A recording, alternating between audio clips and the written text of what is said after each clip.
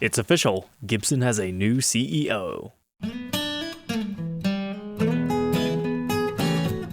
Welcome back, Troglodytes, to your daily dose guitar information, the Trogly's Guitar Show. Before I show you some interesting guitars tonight, let's cover a quick topic here. In case you missed it, on May 2nd, 2023, it was announced that James J.C. Curleigh was no longer at Gibson, and Cesar was appointed the interim CEO, meaning until they find a suitable replacement for JC, he was just going to take the reins. I had a lot of people messaging me, hey, why aren't you making a video about this? It's because A, we didn't have a story why JC's no longer with the company, and B, we didn't know who the new CEO was until July 11th. Unfortunately, I still don't know where JC went, but if you look at his LinkedIn page, he has a history of only staying a short period of time at companies, turning them around, and then moving on to the next project. Because he really wasn't at Levi's that long, so I guess we shouldn't really be that surprised. But it always felt like we never really saw too much from him in a public standpoint. I know some people would see him at the Gibson garage occasionally or at some of the collector events, but it was always Cesar posting on Instagram, kind of becoming the new face of the brand. And that's why I'm really not shocked when the official announcement came that they dropped the interim part of it. He's just now the CEO and president of Gibson. In these past 4 to 5 years, we've seen a lot of stuff happen. The archive collection, the collector's editions, Murphy Labs fully opening up. So far, it seems he's been very integral in crafting relationships with high-end artists. We're talking Kirk Hammett, Dave Mustaine, Tony Iommi, Billy Gibbons. Of course, Slash, but he and Gibson have been pretty tight for a long time. Working with Jared James Nichols, Richie Faulkner, Sergio Vallon, can't forget him and Adam Jones, Phil X, Jerry Cantrell, even members of Anthrax and System of a Down. The list just seems to go on. And it seems he's been really working on his guitar skills because he's been playing with these artists as well to further cement their bond. So congratulations, Cesar. We are now in the Czar era. So for those of you keeping track at home, we've got the McCarty era, Norland era, Henry J era, Curleigh era, and now the Czar era.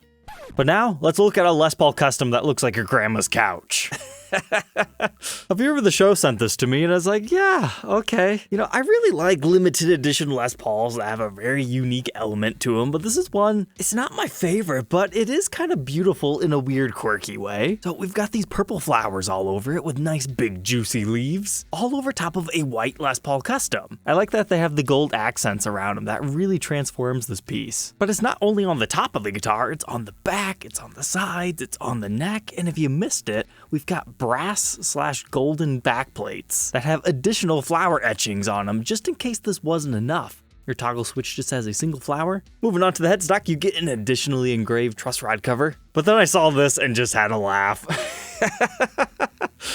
Okay, so the Road Worn auction is pretty famous. It was a charity auction of one-offs and prototypes, and they all got hot branded like this Road Worn. So this tells me this guitar was never sold, whether that means nobody wanted to buy it, or it was just one the factory wanted to keep. It just seems so strange to have such a beautiful creation and then ruin it on the back with the branding, but you know, whatever.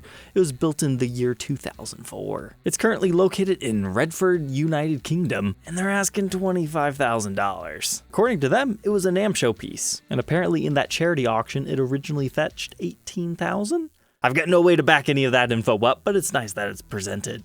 But next up, check out this awesome Firebird. Now, I didn't leave the factory like this, but can we agree that is a stellar pickguard? Now, instead of our usual Firebird guy here, it almost looks like they've got some sort of an eagle, but it's got the flames around it reminding us of a phoenix, and that pairs so well with that jet black finish, really gives you Halloween vibes. Now, our bridge pickup has been replaced with a traditional mini humbucker, whereas we have the regular neck pickup, Firebird style, and this one was birthed in the unique era when the Firebird was a mashup of all the different models. So it's kind of like a Firebird 3 or 5 within the pickup department, but more so Firebird 1 not having any binding on our fretboard and dot inlays. But the 70s was a dark time if you're a big fan of traditional Firebirds anyway. But hey, at least they're still neck through.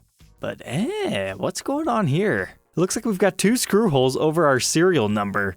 Was somebody trying to hide the identity of that thing at one point in time? Or did it leave the factory with like a pearl plaque?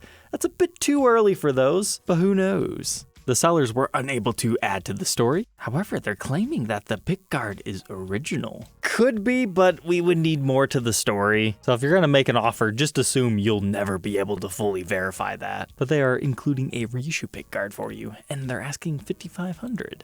Next up we have the Transcaster Custom Hand-Painted Finished 2015 Gibson ES339. I'm not sure what any of that means, but it looks like we got some Egyptian hieroglyphics going on over here. It's got immaculate details. But the reason I wanted to share this one is then you just notice there's this colorful cat in the center of the guitar. It looks like it has a princess crown on it.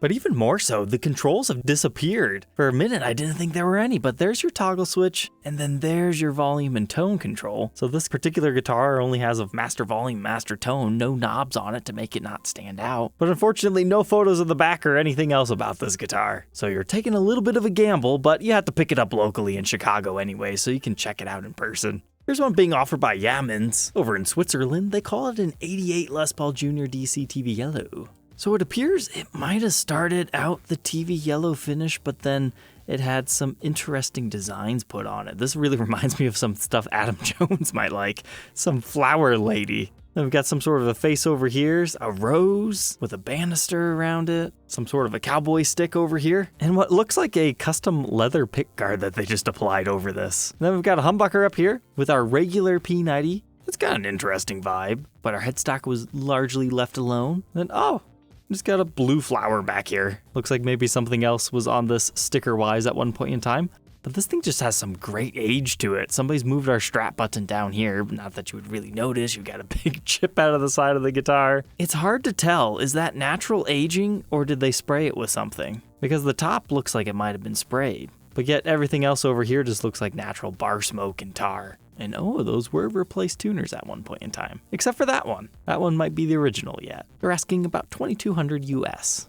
But check out this SG Modern. Since we were talking about Tony Iommi earlier, I thought this would be a good one for him. And this is how I initially saw it on the Reverb feed. It looks like you've got a cross going right here and right there. Tony Iommi's whole thing, if you bought his signature Monkey SGs, you'd get a cool coffin case that has a cross pendant necklace. And that mixed with the trans black fade finish on this SG Modern just looks really cool. But sadly, the closer you get to it, the less obvious that design necessarily is. And here is an interesting cross between signature guitars that's located in South Pasadena, California. So the first one that might jump out at you is kind of Zakk Wylde vibes here with your bullseye design, but this time orange creamsicle flavored instead of black and white. But then if you look at your inlays, red dots, 2 hearts, what's going on here? Well, this is a Joan Jett signature black hearts model. We've reviewed and documented one of these in this episode if you need a refresher, but it initially started in a black finish and somebody gave it this new custom design and essentially just painted over our pickguard and left everything else the same. But whoa, that's an awesome fretboard. Love the grainage. And they renamed it the Ripple. And yeah, that does look like stock electronics. They didn't mess with anything there. And the back was left alone. And thankfully, we still have the original case. Unfortunately, they're learning the reason why you shouldn't refinish collectible guitars. It has a price drop to $1,440. But honestly, this could be a good candidate if you could get it for like $1,000 to just refinish it in like a cool gloss black, or make a replica of her initial 1965 Melody Maker. Or I suppose you could just refinish the top if you don't like that, or heaven forbid you just enjoy the thing, because it's not every day you'll find that model for this price. Speaking of that, here's a seller on Reverb that has a rather interesting Les Paul standard. He started at $9,000, now he's got it down to $4,000. We're talking about Promotional guitars again. This time seems to maybe be for some sort of a charity. Their logo's hard to read, but it says something right there. But it says, "Fight for your right to rock." And I never noticed this until today. There's a knob in the center of it, and you've got the same knobs over here. All right, that puts this one in the category of it's so dumb I love it. But it's a beautiful natural Les Paul standard. It's got all of the wood grain, but unfortunately, most times these promo guitars are worth less than the standard base model. But as another unique feature here, besides that decal on the front, you've got 26 on the 12th fret of the fretboard for some reason. And it almost looks like a bullet in your truss rod cover. But this one was made in the year 2012. And they're currently asking $4,000, but still open to offers. Here's another one that we've seen in the past, but it's the SG Zoot Black and Natural that somebody has bedazzled. I think when we first featured it, it was like $8,000. Now it's down to $2,500, which is well under what these have been selling for. So it's kind of at that point where you can almost pick it up and just have fun with it. Even if this is not your style, you could potentially get somebody to sand it down and refinish it. But if you just want one of these SG Zoot suits to play, it might not be a terrible option. It certainly has some unique elements to it. but the back of it appears to be all good. Who knows, maybe it actually looks way better in person than it does in photos. And lastly tonight, from the Designer series. That's something that Gibson did in the mid-80s. Some of them are cool, some of them are not as good as others. But this is a design I have not seen very often. It's got a couple of galactic swirls with some starbursts. It wouldn't be something that I would personally think of putting on my guitar, but since it's got a space-like theme to it, I thought it was pretty radical in 80s. But that's interesting. Somebody decided to take the lock nut system off of it, but yet we've still got the factory Curleigh. I only wish I could find a stop bar variety one of this. Because that's the thing about collecting Designer series guitars. I don't like the Curleighs, so I try not to add those to my collection, but finding the stop bar varieties is tough, especially in any type of good condition. Alright, Troglodytes, I hope you enjoyed tonight's episode. Don't forget to like, comment, and subscribe, and we'll catch you tomorrow on the next one. Take care.